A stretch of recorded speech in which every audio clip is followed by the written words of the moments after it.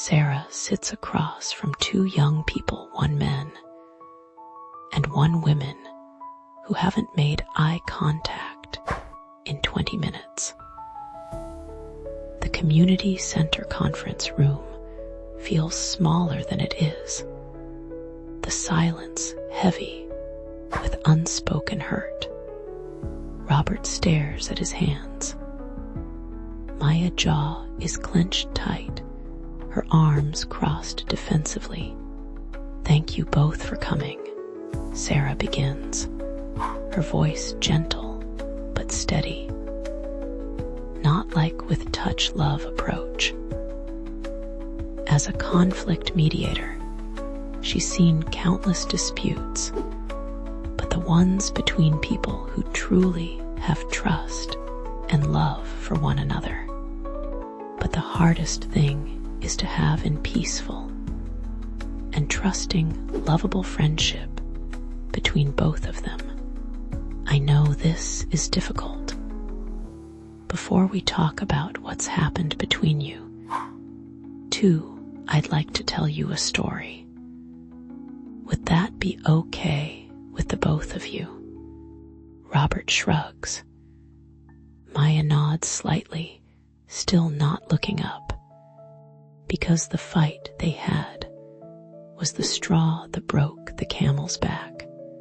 The two of them was contently putting one another down. We can no more that between you two. No more gaslighting each other dreams by telling them they have a characterizing issue and false belief about something that there's no evidences shows many facts to the contrary.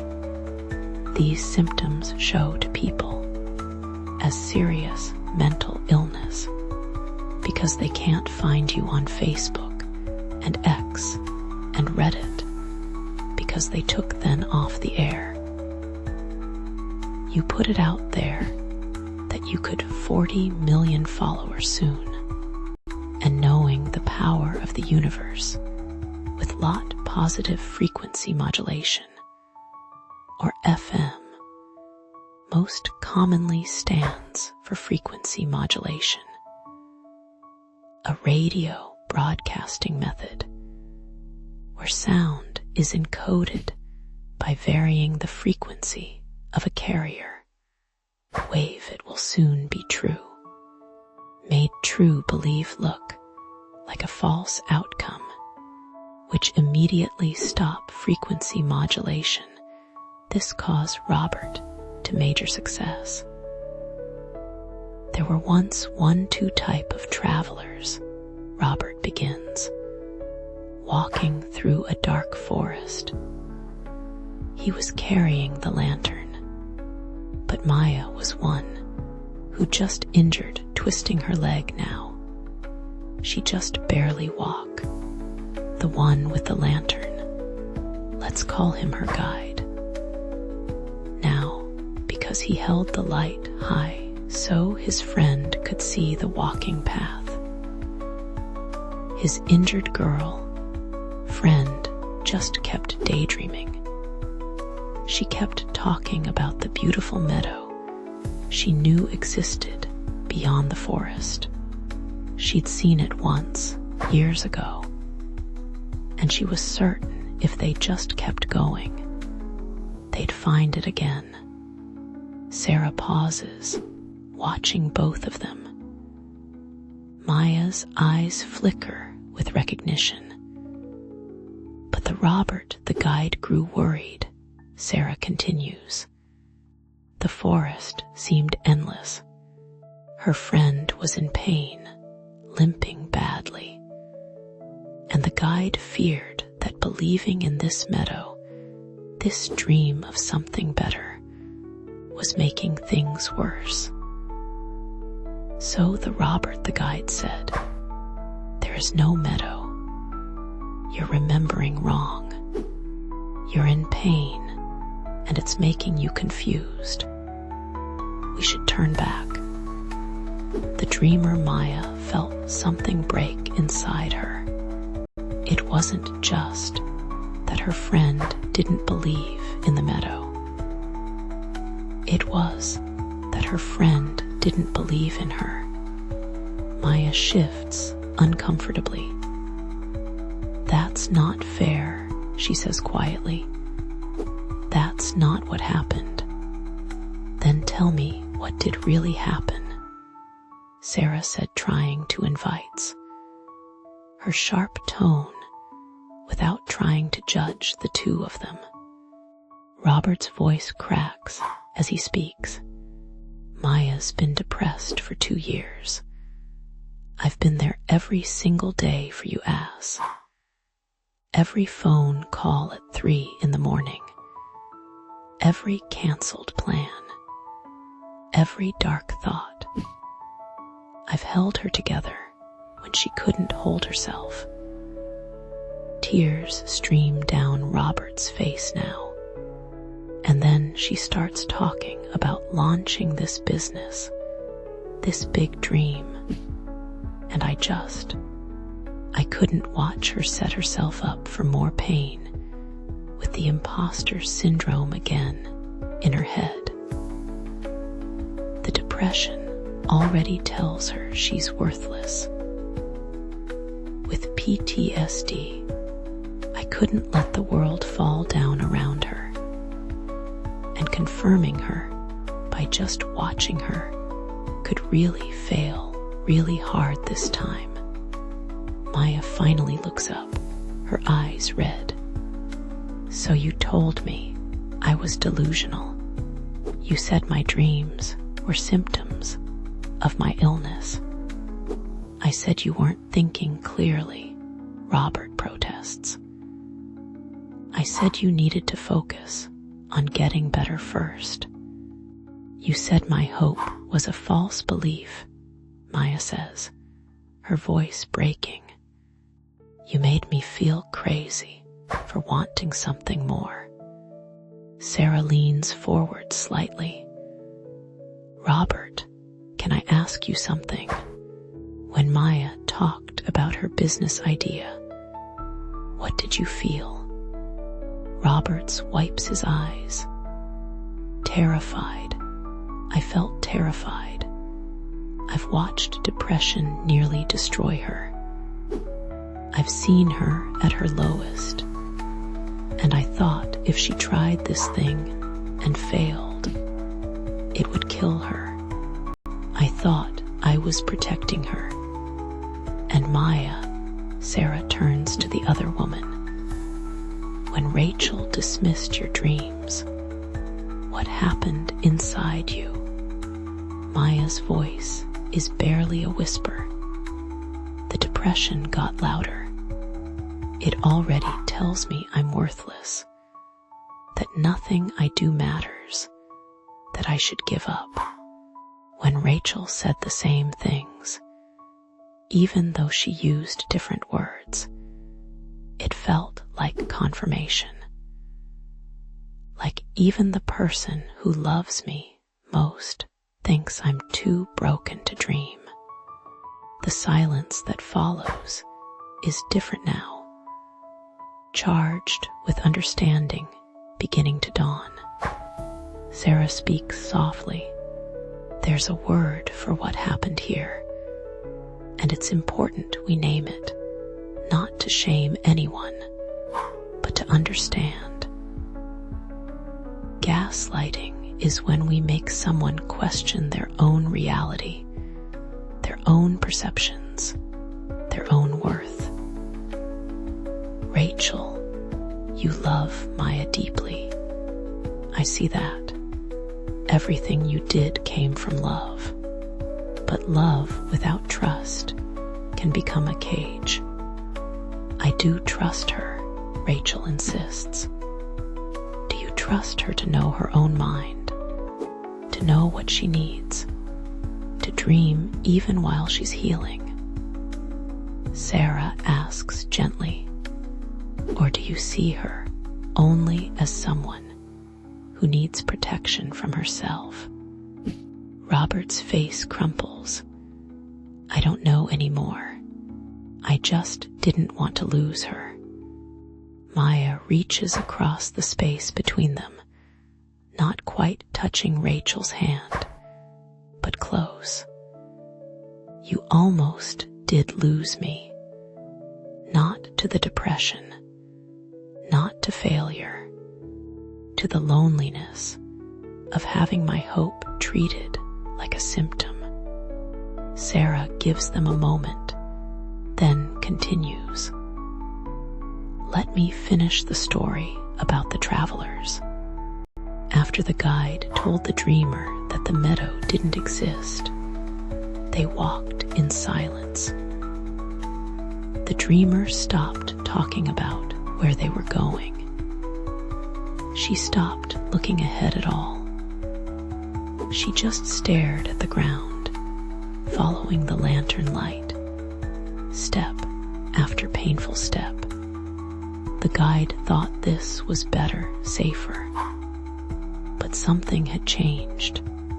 The dreamer was no longer traveling towards something. She was just moving because someone else held the light. One night they made camp, and the guide fell asleep. When she woke, the dreamer was gone. Panicked, the guide searched everywhere, calling her friend's name. Finally, she found her, standing at the edge of a clearing, tears streaming down her face. And there, beyond the last line of trees, was the meadow. It had existed all along. The dreamer had been right about where they were going, but she'd stopped believing in her own navigation because someone she trusted told her she couldn't trust herself. Roberts is crying openly now. I didn't mean to do that. I swear I didn't mean to. I know, Maya says, and now she does take Rachel's hand. I know you were scared. I'm scared too. Depression is terrifying. But Robert, I need you to be scared with me, not for me. I need you to believe I can want something and work toward it, even while I'm healing. These things aren't opposites. Sarah nods. This is what I call borrowed hope. When depression makes the world dark, we need people who can hold the light. But holding the light doesn't mean deciding where someone else should go. It means standing beside them and saying, I can't see everything you see, but I trust that you see it, and I'll walk with you toward it. What if she does fail? Rachel asks, her voice small. What if the business doesn't work and the depression gets worse? What if she succeeds? Sarah counters gently. What if having something to work toward, something she chose, something she believes in, is part of her healing? And even if the business doesn't work out the way she hopes, what if the act of trying, of being trusted to try, is what she needs most? Maya squeezes Robert's hand. I need you to know something. When you dismissed my dreams, when you treated my hope like delusion, it didn't feel different from the depression. It felt the same, and I started thinking maybe everyone was right. Maybe I am too broken. Maybe I should just give up. I'm so sorry, Robert whispers. I thought I was helping. I know, and I need you to understand. I'm not asking you to lie to me or tell me everything will be perfect. I'm asking you to believe that I'm capable of trying, that my dreams are valid even if I'm struggling, that I can be both depressed and full of hope. These things can exist together. Sarah watches as the two women lean toward each other, the distance between them finally closing. This is what healthy support looks like, she says softly. Not protecting someone from their own aspirations, not treating struggle as proof that someone can't dream, but saying, I see your light, even when you can't. I believe in what you're reaching for, even when I'm scared. And I'll stand beside you, not in front of you. Roberts pulls Maya into a hug. I do see your light, she whispers. I'm sorry I made you think I didn't. I'm sorry I confused my fear with wisdom. Tell me about your business. Really tell me. I want to listen differently this time. As Maya begins to talk, her voice gaining strength, Sarah sees what she always hopes to see in these sessions. The moment when people remember how to truly support each other. Not by dimming dreams, but by believing in them. Not by treating someone's hope as dangerous, but by recognizing that hope itself can be medicine. The session ends with plans, not just for Maya's business, but for how they'll support each other going forward. Roberts commits to asking questions instead of making pronouncements. Maya commits to being honest about when she needs help versus when she needs someone to love. As they leave, Sarah thinks about all the people struggling with depression, with dreams, with the terrible loneliness of having their hope dismissed as delusion. She thinks about how often we confuse protection with control, how often fear masquerades as wisdom. So why gaslight our dreams, which can turn someone's dreams into reality by faith alone, can be the very foothold. Yes, the one thing that helps them find their journey. Yes, a true way out of the darkness and into the medley of light, which will always be the way towards long-lasting love.